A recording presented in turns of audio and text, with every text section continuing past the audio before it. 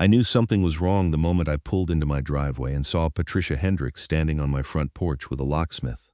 It was a Tuesday afternoon in suburban Phoenix, Arizona, and the June heat was already pushing 95 degrees. But that wasn't what made my blood run cold. It was the satisfied expression on Patricia's face as she watched the locksmith drill into my front door lock. I slammed my truck into park and jumped out, my work boots hitting the concrete hard enough to echo. "What the hell are you doing to my house?" I shouted, jogging across the lawn I'd just watered that morning. Patricia turned to me with that tight-lipped smile she always wore when she thought she had the upper hand. She was maybe 55, with blonde hair that was definitely out of a bottle and a collection of polo shirts in various pastel colors that she wore like a uniform. Today's was mint green with the Saguaro Heights HOA logo embroidered over her heart.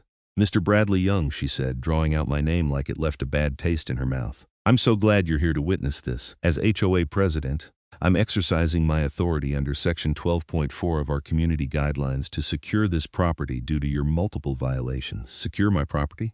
I stared at her like she'd lost her mind. "You're changing my locks. That's breaking and entering. That's illegal." The locksmith, a skinny guy in his 20s who looked increasingly uncomfortable, paused with his drill. "Madam, he's got a point. I thought you said this was your property." "I have full authority from the HOA board," Patricia snapped, pulling a folder from her oversized handbag. "This homeowner has received 17 violation notices in the past 6 months. He's in breach of contract, and our bylaws clearly state that we can take necessary measures to protect property values." 17? I laughed, but there was no humor in it. "You mean 17 pieces of harassment? I got notices because my trash can was visible from the street for 2 hours on a non-trash day. Because I planted vegetables in my backyard that you could see from the alley. Because my car was parked in my own driveway overnight instead of in my garage. Rules are rules, Mr. Young. Show me where it says you can change my locks." I held out my hand for the folder. Patricia clutched it to her chest. "The board voted yesterday, 3-2. We have the authority to secure properties that are in severe violation status. I own this house. I have the deed. You can't just lock me out of my own home." I pulled out my phone. "I'm calling the police right now." "Go ahead," Patricia said, her confidence not wavering. "I've already spoken to Officer Martinez about this. The HOA has legal standing." I dialed anyway, but my hands were shaking. I'd bought this house 14 months ago, right after my divorce from Sarah was finalized. It was a 3-bedroom ranch-style home with a 2-car garage and a decent backyard, where I'd been teaching my 7-year-old daughter Mia how to throw a softball on my weekend visits. The HOA had seemed like a minor annoyance during the home inspection. I'd signed the papers without reading every single page of the covenant and conditions, which I was now realizing was the biggest mistake of my life. The 911 dispatcher told me she'd send someone out, but that it might take 30 to 40 minutes since this was a civil matter, not an emergency. I stayed on the line, documenting everything with my phone's camera while the locksmith finished installing the new lock. "There you go, madam," he said, handing Patricia a set of keys. "That'll be $250. She paid him with a check from the HOA account, and I made sure to get that on video too. "You can't keep me out of my own house," I said again, my voice steadier now. "I have medication in there. My daughter's stuff for this weekend. My work laptop." "You should have thought of that before you consistently ignored community standards," Patricia replied. She held up one of the new keys. "These will be returned to you once you've paid your outstanding fines, which currently total $8,500, and once you've remediated all current violations." $8,500? My voice cracked. "For what?" "Having my garage door open while I unloaded groceries? For my house number being the wrong shade of brass? For creating a hostile environment for your neighbors? For reducing property values? For showing complete disregard for the standards we've all agreed to uphold?" Patricia dropped the keys into her handbag. "You signed the HOA agreement when you purchased this property. You're bound by it."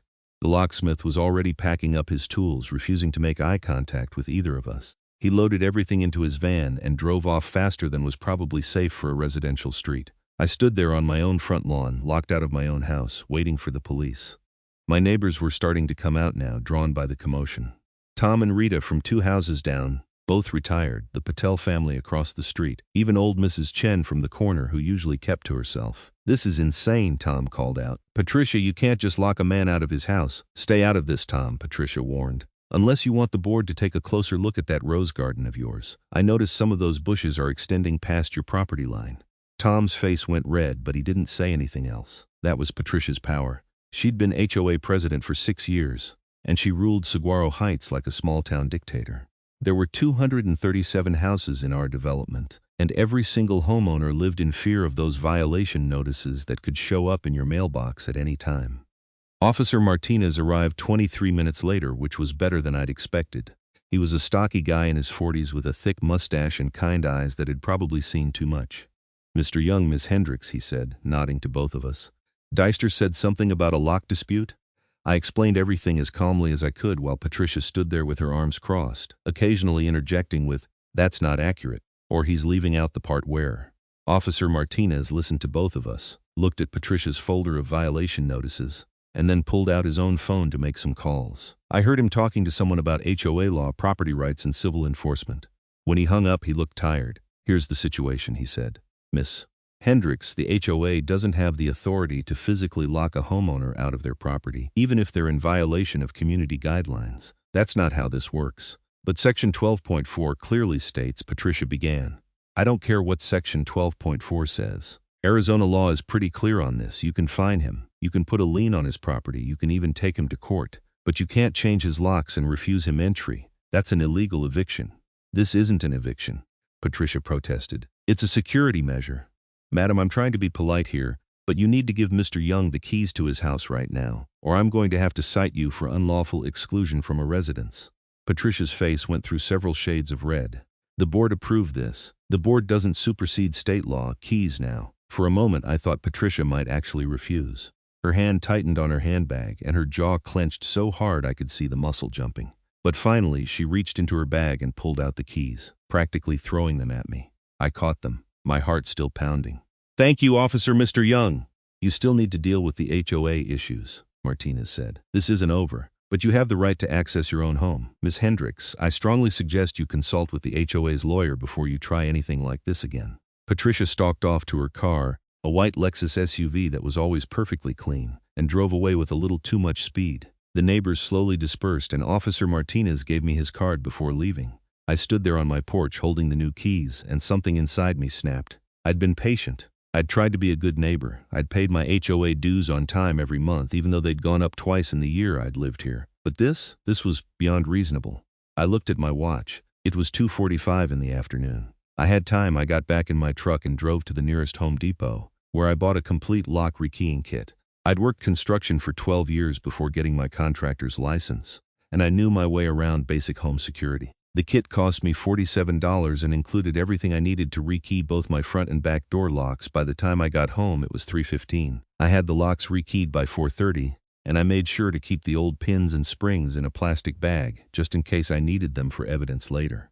The keys Patricia had gotten from the locksmith were now completely useless.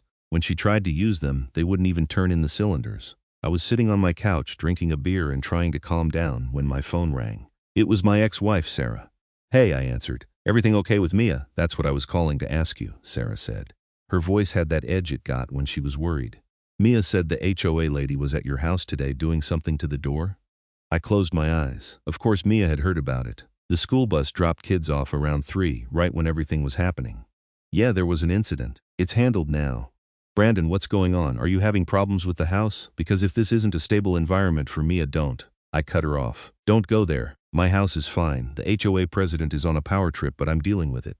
Mia is safe here. This is still my weekend with her." Sarah was quiet for a moment. "The HOA can't just change your locks. That's illegal." "I know. The police already came and made her give me the keys. But I rekeyed everything anyway, just to be safe." "Maybe you should move," Sarah suggested. "Find a place without an HOA. This sounds like it's becoming a real problem." "I'm not letting Patricia Hendricks run me out of my own home," I said flatly. "I'll figure this out." We talked for a few more minutes about pickup arrangements for Friday after school and then hung up.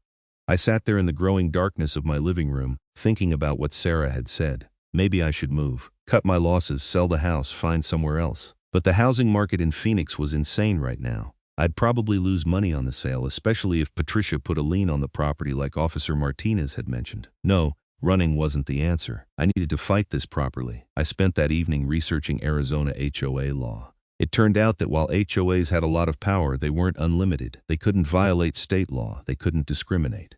They had to follow their own bylaws and give proper notice before taking action. And they definitely couldn't lock homeowners out of their properties. I also discovered that the violations Patricia had been citing me for were mostly ridiculous. Yes, I'd signed the HOA agreement, but many of the rules she was enforcing weren't actually in the original covenants and conditions. They were new rules that had been passed by the board over the years, and according to Arizona law, significant rule changes required a vote by the entire HOA membership, not just the board. At 11:30 that night, my phone rang. Unknown number. I almost didn't answer, but something made me pick up. "Mr. Young, this is Patricia Hendricks." Her voice was cold and clipped. "I just tried to do a security check of your property, as is my right as HOA president, and discovered that you've changed the locks. This is a violation of Section 19.7, which requires you to provide the HOA with keys to your property for emergency access." "Patricia, it's almost midnight. Why are you trying to get into my house? That's none of your concern. You need to provide me with a new set of keys by tomorrow morning, or I'll have no choice but to fine you an additional $500 per day until you comply." I laughed. I couldn't help it. "You tried to use those keys the locksmith made, didn't you? The ones you had made this afternoon when you illegally changed my locks?" Silence on the other end. "Patricia, you need to hear me very clearly," I continued, my voice hardening. "You are never getting keys to my house. What you did today was illegal. Officer Martinez told you that.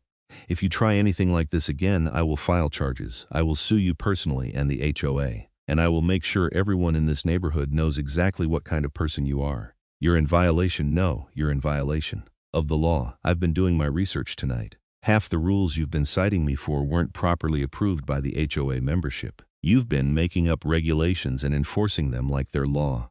That stops now. How dare you?" "I dare because this is my house, my home, and I'm done being pushed around by a bored middle-aged woman who gets off on controlling other people's lives." I hung up before she could respond. My hands were shaking again, but this time it was from anger, not fear. I knew I'd probably just made things worse for myself, but I didn't care. There was something liberating about finally standing up to Patricia Hendricks. I didn't sleep well that night. I kept thinking I heard someone trying to open my door, even though I knew that was paranoia. The next morning, Wednesday, I woke up at 6 to find 3 new violation notices in my mailbox. One for my grass being half an inch too tall, even though I'd mowed on Sunday. One for leaving my porch light on past 11 p.m., which was apparently a violation of the light pollution rules. And one for threatening and abusive behavior toward HOA officials. I photographed all 3 notices and saved them to a cloud drive I'd set up specifically for HOA documentation. Then I got ready for work. Had a job across town overseeing the renovation of a commercial kitchen in Scottsdale. It was a good project, and I couldn't afford to let Patricia's harassment distract me. But it did distract me. All day, I kept thinking about what my next move should be. I called a lawyer during my lunch break, a guy named Robert Chen who specialized in HOA disputes. His secretary told me he could see me Friday afternoon, and I booked the appointment. When I got home that evening around 6, I found Patricia's white Lexus parked in my driveway. She was sitting in the driver's seat, talking on her phone, and when she saw me pull up, she got out. "You need to move your car," I said before she could speak. "You're on my property. We need to talk, Mr. Young." "No, we don't. Anything you have to say can go through my lawyer. I have an appointment Friday." Patricia's expression shifted slightly. She hadn't expected that. "There's no need to involve lawyers. We can resolve this like adults, I gestured at my front door. "You changed my locks yesterday. You tried to get into my house at midnight. You've been harassing me for over a year with bogus violation notices. How is any of that adult behavior?" "I'm trying to maintain standards in this community," Patricia said, and for the first time I heard something defensive in her voice. "Property values depend on everyone following the rules." "What property values? Half the houses in this development have been on the market for months. Tom and Rita told me they tried to sell last year and couldn't get a single offer. You know why? Because people research neighborhoods now. They look up HOAs online, and Saguaro Heights has terrible reviews because of you." "That's not true. Look it up. There are entire threads on Reddit about how awful this HOA is. People warning others not to buy here. You're not protecting property values, you're destroying them." Patricia's face flushed. "Those posts are from disgruntled former residents who couldn't follow simple rules, or they're from people who got tired of being bullied." I pulled out my phone and showed her my screen, where I'd pulled up one of the threads. "Listen to this one. The HOA president entered my backyard without permission and took photos of my patio furniture, claiming the colors were too bright.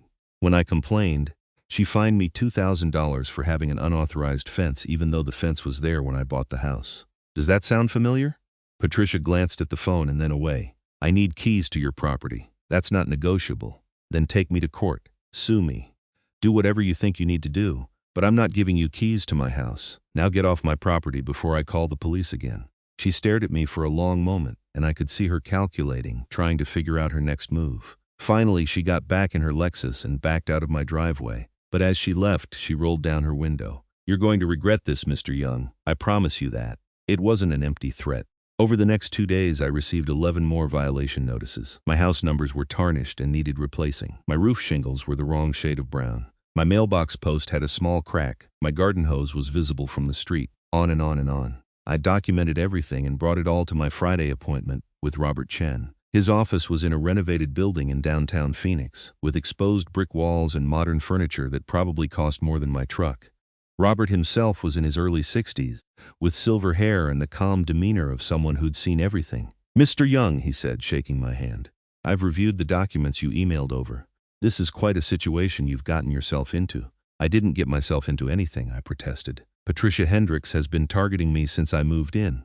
"Oh, I believe you." Robert gestured for me to sit. "I've dealt with Ms. Hendricks before. She's represented by the firm of Morrison & Associates, which specializes in HOA law. They're very aggressive. So what are my options?" Robert pulled out a legal pad and started making notes. "First, the good news. What she did on Tuesday. Changing your locks, that's clearly illegal. If she tries anything like that again, you have grounds for a restraining order and possibly criminal charges. Second, many of these violation notices are questionable at best. The problem is that fighting each one individually will cost you more in legal fees than just paying the fines. So she wins." "Not necessarily. The better strategy is to go after the systemic issues. Challenge the authority of the board to pass these regulations without membership approval. Question the legitimacy of her position as president. When was the last board election?" I thought about it. "I don't know. I've never gotten a ballot or notice about elections." That's what I thought. Robert made another note. "Arizona law requires HOAs to hold elections annually. If they're not doing that, the entire board's authority is questionable. I can file a petition to force a special election and an audit of the HOA's finances and procedures." "How much will that cost me?" "I'll be honest with you, Mr. Young. This kind of case can run anywhere from $5,000 to $20,000 depending on how hard they fight it. But here's the thing. If we win, the HOA has to pay your legal fees. And based on what I'm seeing here, we have a very strong case." I thought about my bank account. I had maybe $8,000 in savings, money I'd been setting aside for Mia's college fund. But what choice did I have? I couldn't keep living like this, constantly looking over my shoulder, waiting for the next violation notice. "Let's do it," I said. Robert nodded. "I'll draw up the paperwork. In the meantime, keep documenting everything. Every interaction, every violation notice. Every time you see her on your property. Get a security camera if you don't have one already. And whatever you do, don't engage with her directly. No more arguments, no more confrontations. Everything goes through me now." I left his office feeling slightly better, but the relief didn't last long. That evening, when I went to pick up Mia from Sarah's apartment in Tempe, my ex-wife met me at the door with a worried expression. "We need to talk before Mia comes out," she said quietly. My stomach dropped. "What's wrong?" "I got a call today from someone named Patricia Hendricks. She said she was the president of your 8HOA and that she was concerned about Mia's safety at your house. She said there had been incidents. She asked me if I knew you were being evicted." "What?" The word came out louder than I intended, and Sarah shushed me. "Keep your voice down. Mia's in her room packing her overnight bag." Sarah crossed her arms. "Brandon, what is going on? This woman made it sound like your house is in foreclosure or something." "It's not. I'm not being evicted. She's lying." I quickly explained the situation, everything that had happened over the past few days. Sarah's expression went from worried to angry. "She called me trying to make you look like an unfit parent, apparently. That's so far over the line." Sarah pulled out her phone. "What's her number?" "I'm calling her back right now. Don't." I stopped her. "My lawyer said not to engage. She's trying to get a reaction out of me, out of us. The best thing we can do is ignore her and let the legal process work." Sarah didn't look happy about it, but she put her phone away. "If she calls me again, I'm not going to be nice." Mia came bouncing out a moment later, her overnight bag decorated with softball stickers slung over her shoulder. She was a miniature version of her mother, with the same dark curly hair and bright brown eyes. "Dad," she hugged me around the waist. "Can we practice batting this weekend? Coach says I need to work on my swing." "Absolutely," I said, ruffling her hair. "We'll go to the park tomorrow morning." The weekend with Mia was exactly what I needed. We went to the batting cages on Saturday, then got ice cream and went to a movie. On Sunday, we made pancakes together and worked on a puzzle at the kitchen table. For 2 days, I almost forgot about Patricia and the HOA and all the stress. But Monday morning brought me back to reality. I dropped Mia off at school and headed to my work site, only to get a call from Robert Chen at 10:30. "Brandon, we have a problem," he said without preamble. "The HOA has filed a lien against your property for unpaid fines." They're claiming you owe them $12,800. $12,000? It was $8,000 last week. They're adding late fees and legal costs. Look, this is aggressive, but it's not unexpected. The lien doesn't mean they can take your house immediately, but it does mean you can't sell or refinance until it's resolved. Can they do that? Just slap a lien on my house? Unfortunately, yes. Arizona law gives HOAs pretty broad power to enforce their covenants through liens. But here's what I'm doing. I'm filing an emergency motion to have the lien declared invalid based on the improper procedures used to levy the fines. I'm also moving forward with the petition for a special election. I've been reaching out to other homeowners in Saguaro Heights, and let me tell you, you're not the only one with complaints about Ms. Hendricks. That afternoon, I got a text from Tom, my neighbor. Heard about the lien. That's messed up. A bunch of us are talking about forming a committee to oppose Patricia. You interested? I called him back immediately. What do you mean, a committee? There are about 20 of us who are sick of her garbage, Tom said. His voice was energized in a way I'd never heard before. We've all been keeping our heads down, paying our fines, trying not to rock the boat. But what she did to you, changing your locks, that woke people up. We want to take back our HOA. My lawyer mentioned something about forcing a special election. Exactly, we need 40% of the membership to petition for one. That's 95 signatures out of 237 homes. We think we can get that. What about the board? Don't they have to approve it? Not if we go through the proper legal channels. Your lawyer can help us with that, right? I thought about Robert's hourly rate and winced. Probably, but it'll cost money. We'll chip in.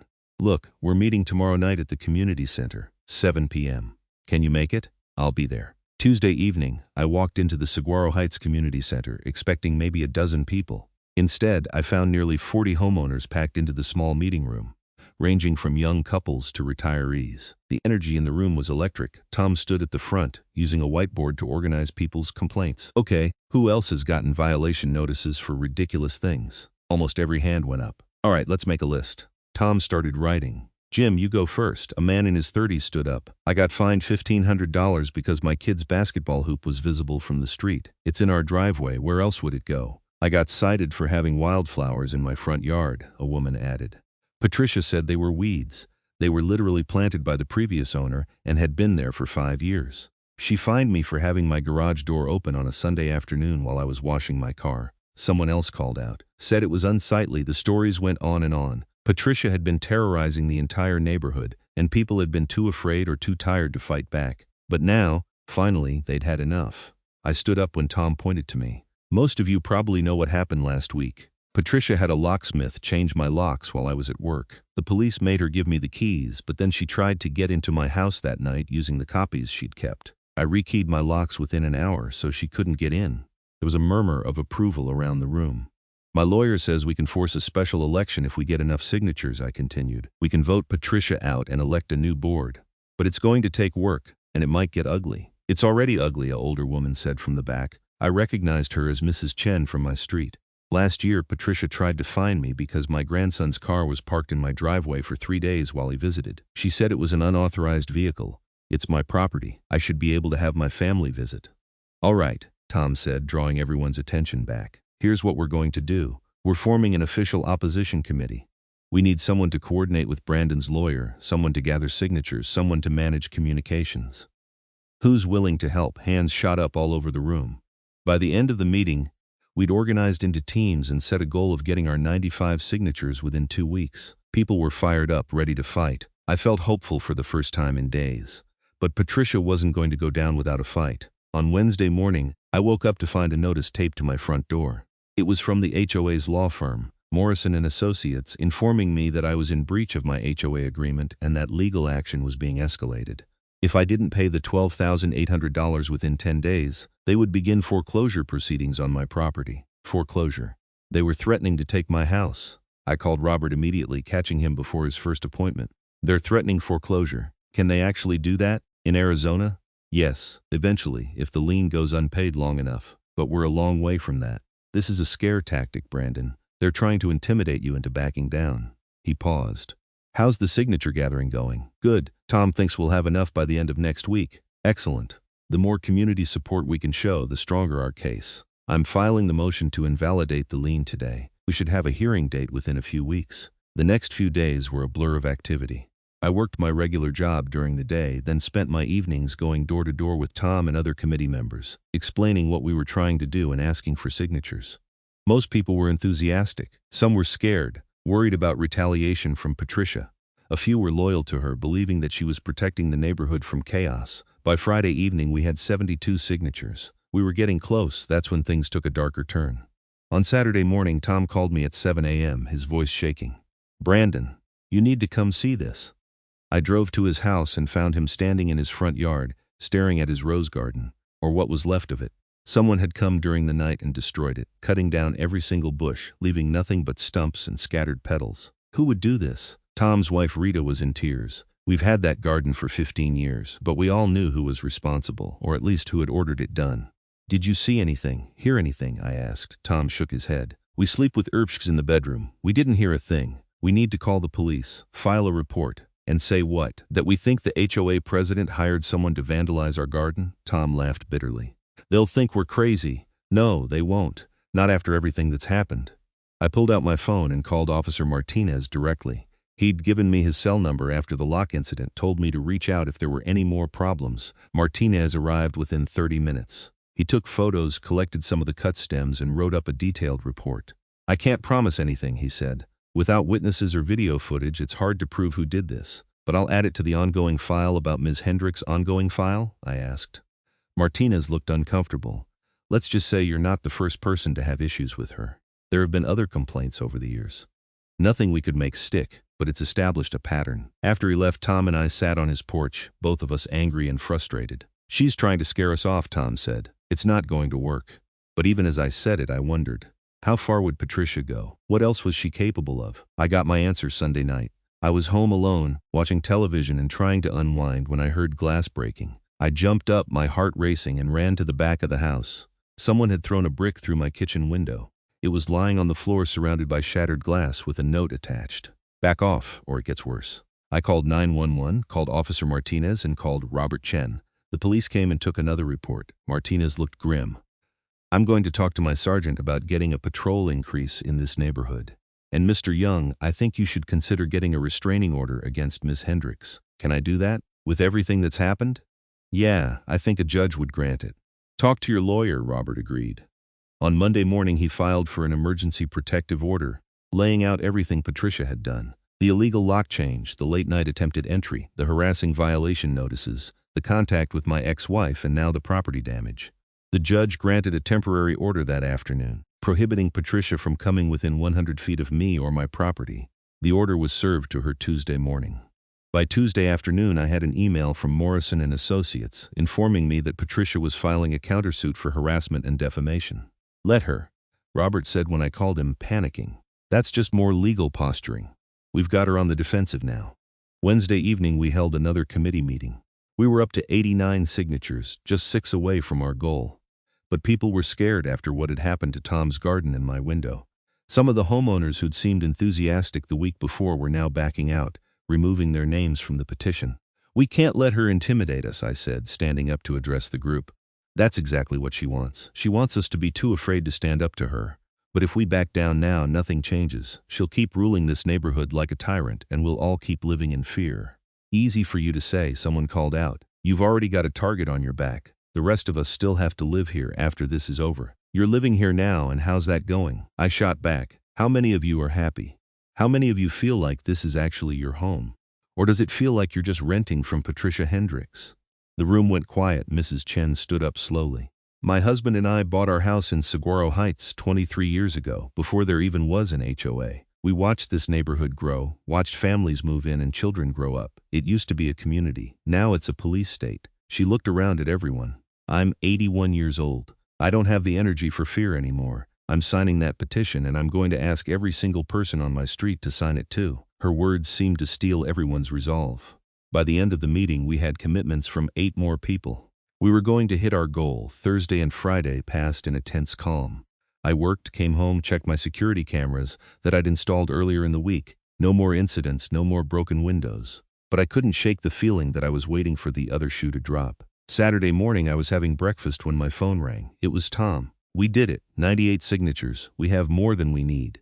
I felt a surge of triumph. "What's next?" Robert said he'll file the petition Monday morning. The HOA has to schedule a special election within 30 days of receiving it. Patricia's not going to accept this quietly, I know, but legally she doesn't have a choice. Monday afternoon, Robert filed the petition with the HOA board, with copies sent to every board member and to Morrison and Associates. The response was immediate. By Tuesday morning, every single person who'd signed the petition received a violation notice from the HOA. All 98 of us. The violations were absurd. Houses were cited for invisible problems, for violations of rules that didn't exist, for infractions that had supposedly occurred months ago but were only now being documented. It was obvious retaliation, and it was blatant. Robert was delighted. This is perfect, she's proving our case for us. Coordinated retaliation against petition signers, that's illegal under Arizona HOA law. I'm adding it to our filing.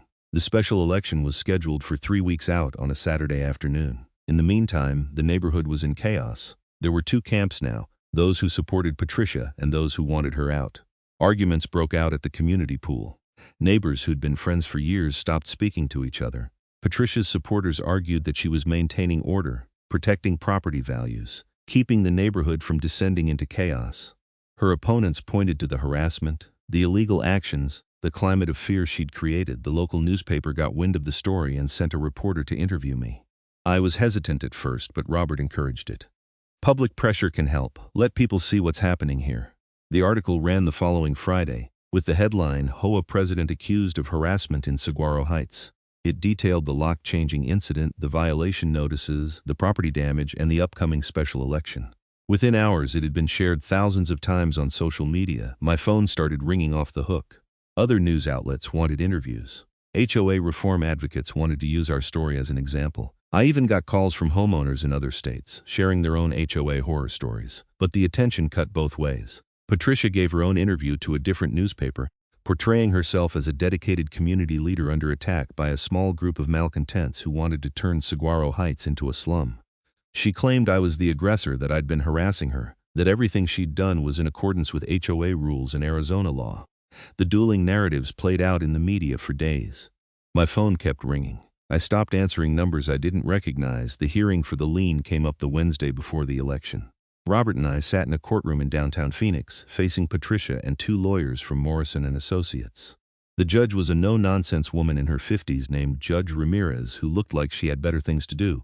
Robert presented our case methodically. The violations that formed the basis of the lien were either invalid, improperly noticed, or in retaliation for my opposition to Patricia's leadership. He showed the judge the timeline. The 17 initial violations, the lock-changing incident, the explosion of additional violations after I'd spoken with reporters. The HOA's lawyers argued that the violations were legitimate, that I'd agreed to follow the HOA rules when I purchased my property, and that the lien was a proper enforcement mechanism. Judge Ramirez listened to both sides, reviewed the thick stack of documents, and then looked up with an expression of disbelief. "Ms. Hendricks," she said, "did you really change Mr. Young's door locks?" Patricia stood up. "Your Honor, the HOA agreement gives the board authority to secure properties that are in severe violation status. I'm familiar with HOA law, Ms. Hendricks. That's not what I asked. Did you change his locks?" "I authorized a locksmith to install new locks, yes."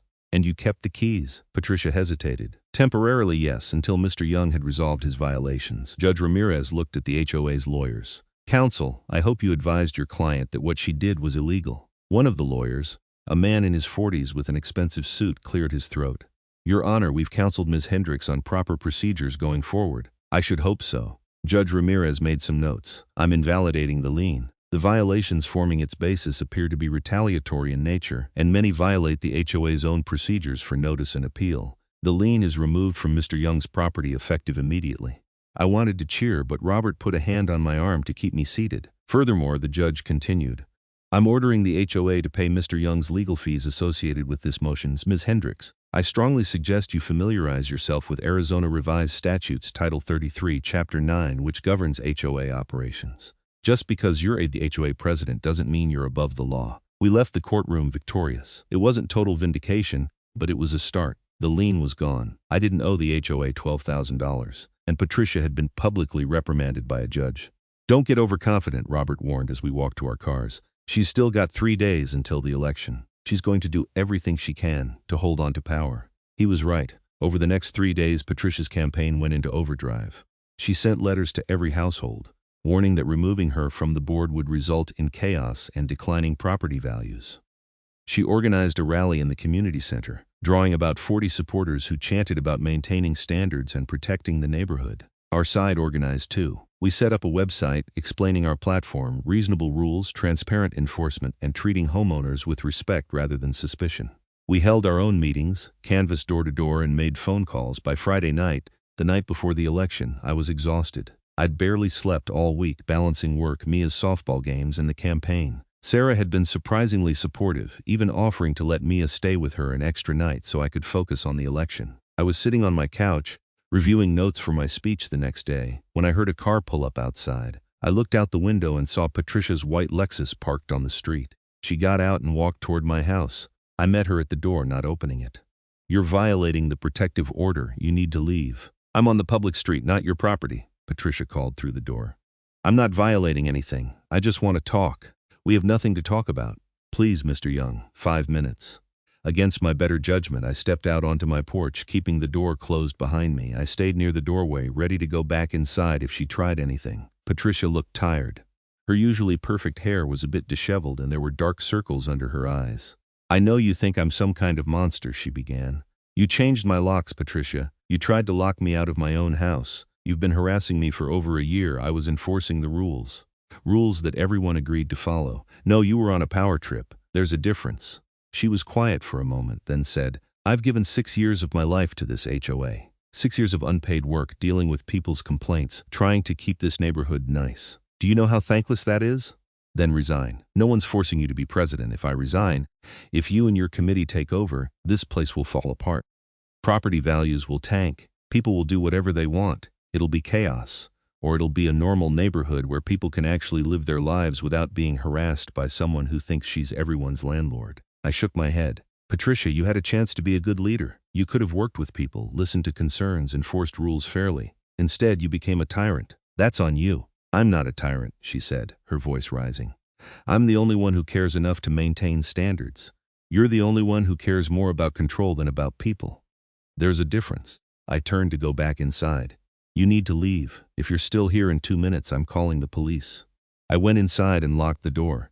Through the window, I watched Patricia stand there for a long moment before finally getting back in her car and driving away. The election was held Saturday afternoon in the community center. Turnout was incredible. Nearly 80% of the HOA membership showed up, far more than had ever participated in HOA business before. People lined up to cast their ballots, voting on 3 board positions: president, vice president, and treasurer. Patricia was running for president again. Her slate included 2 of her allies for the other positions. Our committee had put forward Tom for president, Mrs. Chen for vice president, and an accountant named David for treasurer. The voting took 2 hours. Then the ballots had to be counted, verified, and certified by the management company that administered the HOA.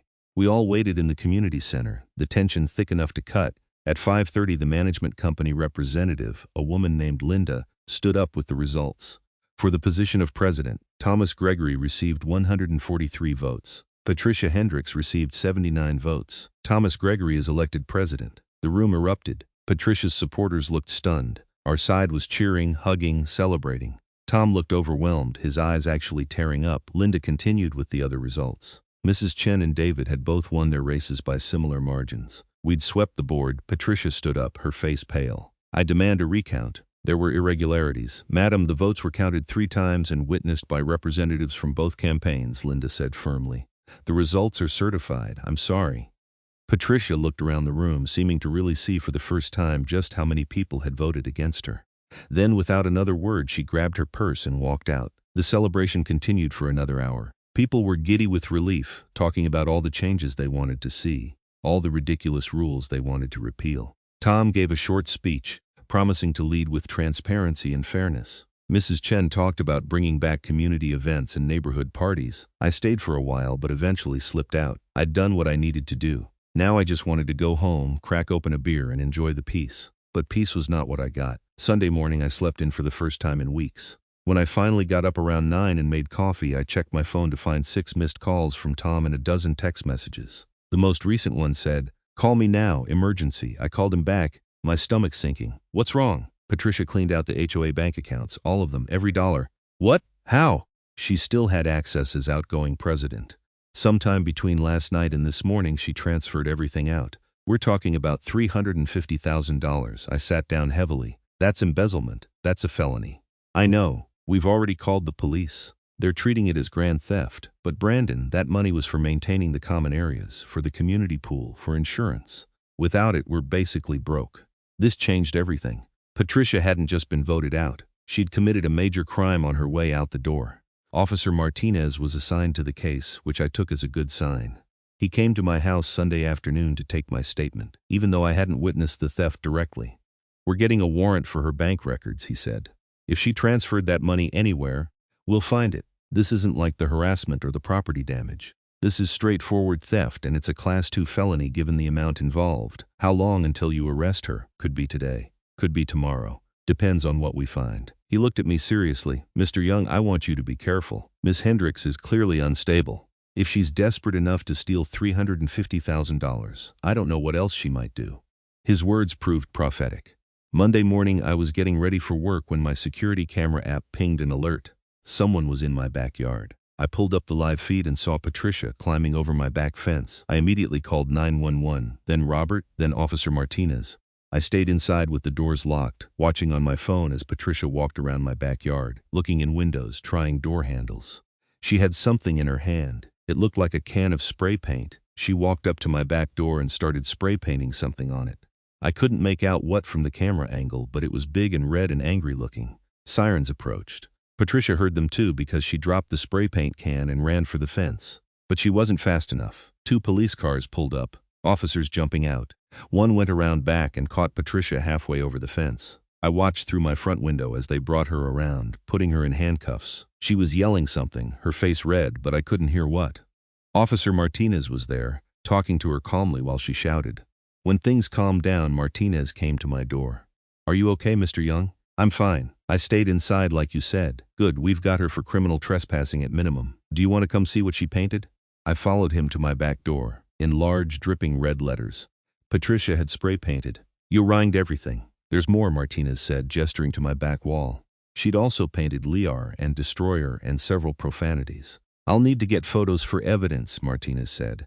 "And then you can clean it up or file for restitution when this goes to court." "You're arresting her?" "For this, for the embezzlement, for violating the protective order." "Yeah, she's under arrest." He looked at me. "She's going to jail, Mr. Young. This isn't going away with a fine or community service. Between the theft and now this, she's looking at serious prison time."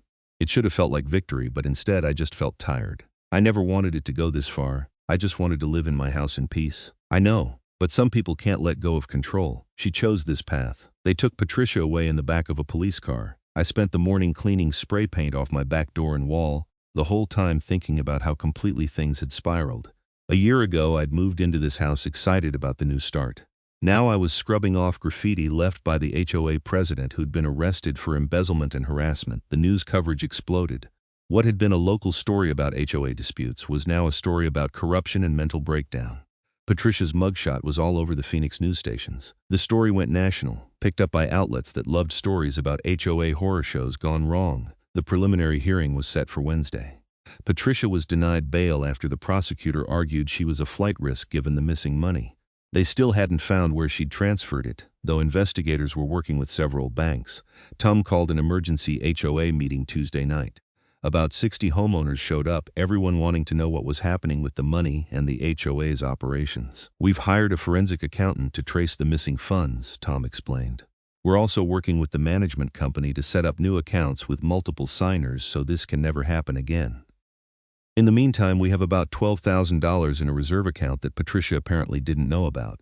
That'll keep us operating for a few months." "What about the legal fees?" someone asked. "Are we going to have to pay special assessments?" "We're going to sue Patricia personally to recover the money, assuming the criminal case doesn't get it back first. We're also reviewing our insurance policy. There might be coverage for this kind of theft by a board member."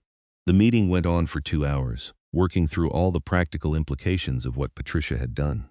By the end, I was exhausted again, but I also felt something like hope. The neighborhood was coming together.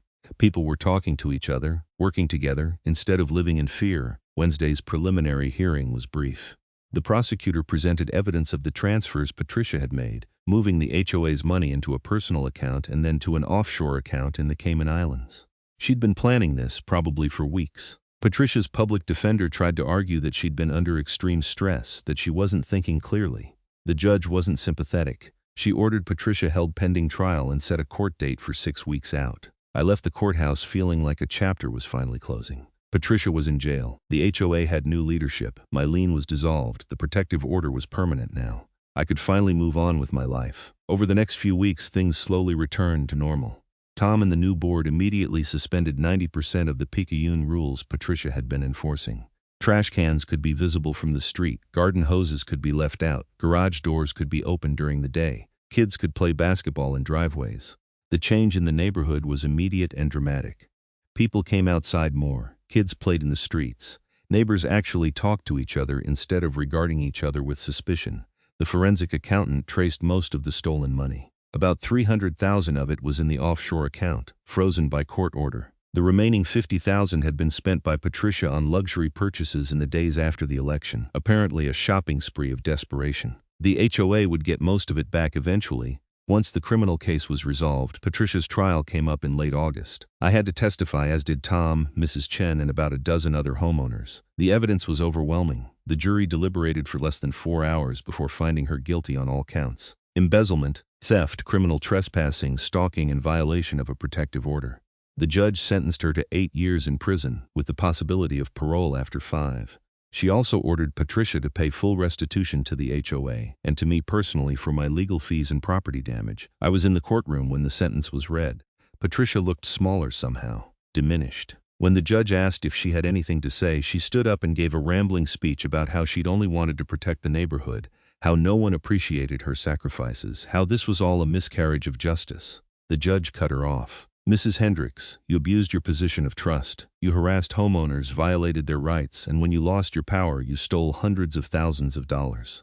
That's not protecting a neighborhood. That's tyranny followed by theft. I hope you use your time in prison to reflect on that." They led Patricia away in handcuffs. I felt no satisfaction, no sense of victory, just relief that it was finally over. Life in Saguaro Heights improved dramatically over the following months. Tom turned out to be an excellent HOA president, running things democratically and transparently. Mrs. Chen organized neighborhood barbecues and a summer concert series. David, the treasurer, implemented proper financial controls and published monthly reports so everyone could see where the money was going. My own life settled down too. Work was good. Mia was thriving. Her softball team made the playoffs. Sarah and I developed a better co-parenting relationship, united by the shared experience of dealing with Patricia's crazy behavior. I even started dating again, meeting a woman named Emma at one of Mrs. Chen's neighborhood barbecues. She'd bought a house on the other side of the development in July, after Patricia was already gone. She'd heard the stories about what had happened, but experienced only the new, functional HOA.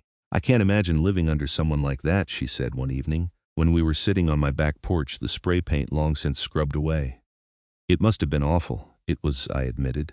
"But it taught me something important. You can't just keep your head down and hope bullies will leave you alone. Sometimes you have to stand up and fight back, even when it's scary, even when you don't know if you'll win." "And you won." "We won," I corrected. "It wasn't just me. It was Tom and Mrs. Chen and all those homeowners who were brave enough to sign that petition and vote for change. That's the only way you beat someone like Patricia, together." Emma leaned against my shoulder, and we watched the sunset over the Phoenix suburbs. Somewhere across the neighborhood I could hear kids playing, someone having a barbecue, the normal sounds of people living their lives without fear. It had been almost a year since I'd come home to find Patricia changing my locks. A year of stress and legal battles and uncertainty, but in the end we'd won. Not because I'd rekeyed my locks faster than she could use them, though that had been a small, satisfying victory. We'd won because enough people decided that living in fear wasn't worth it, that their homes should feel like homes, not prisons. The HOA still existed, but now it served the community instead of terrorizing it. Rules were reasonable and enforced fairly. Violations were handled with warnings and conversations, not immediate fines. And most importantly, homeowners felt like they had a voice, like they mattered. As for Patricia, I heard through the neighborhood grapevine that she was doing her time at the Perryville Women's Prison in Goodyear. She'd be eligible for parole in a few years. I hoped she was getting help, that she was dealing with whatever had driven her to become such a tyrant. But mostly I tried not to think about her at all. My house felt like mine again. I'd repainted the back wall where she'd sprayed her angry messages. I'd changed the locks one final time just for peace of mind. I'd even planted a small garden in the front yard, vegetables and flowers mixed together, something that would have earned me a dozen violation notices under the old regime. Now it just earned me compliments from neighbors and the occasional shared tomato. On a Friday evening in September, almost exactly a year after the whole nightmare had begun, I was throwing a ball with Mia in the backyard when Tom knocked on my fence. "Hey, got a minute?" he called. I tossed the ball back to Mia and walked over. "What's up?" "Board meeting next week. We're finalizing the new HOA guidelines. Wanted to make sure you could make it, give input on the rules about property modifications and maintenance standards." "I'll be there," I promised. Tom grinned. "You know, a year ago I never would have believed we'd be here." Patricia seemed invincible. Nobody's invincible. Some people just count on everyone else being too scared to push back. "Well, I'm glad you pushed back. We all are." He waved to Mia, who waved back enthusiastically. "Anyway, see you Tuesday." After he left, I went back to playing catch with my daughter, throwing the ball back and forth in the golden evening light. This was what it was supposed to be about. Not rules and regulations and violation notices, not power trips and harassment, just people living their lives, raising their kids, being neighbors. The whole ordeal with Patricia had been exhausting and frightening and expensive. My legal fees had run over $10,000 before the HOA was ordered to pay them. I'd lost sleep, damaged my relationship with some neighbors who'd sided with Patricia, and spent months looking over my shoulder waiting for the next attack. But I'd also learned something valuable about standing up for myself, about the importance of community, about the difference between rules that serve people and rules that control them. And I'd learned that sometimes the simplest act of defiance, rekeying a lock so that the person who tried to lock you out couldn't get back in, could be the first step toward reclaiming your power. I wasn't naive enough to think everything would be perfect from now on. There would be new challenges, new conflicts, new problems to solve. That's just life in a community. But now we had a framework for dealing with those challenges that was based on respect and cooperation, not fear and control. As darkness fell and I called Mia inside for dinner, I looked back at my house, lights glowing warmly in the windows. My house, my home. No one was going to change my locks again. No one was going to make me feel like a guest in my own property. I'd fought for this.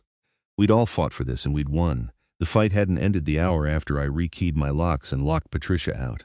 It had taken months of legal battles, community organizing, and determination. But that moment, that simple act of rekeying my own front door and taking back control, that had been the turning point. That had been when I'd stopped being a victim and started being someone who fought back. And in the end, that made all the difference.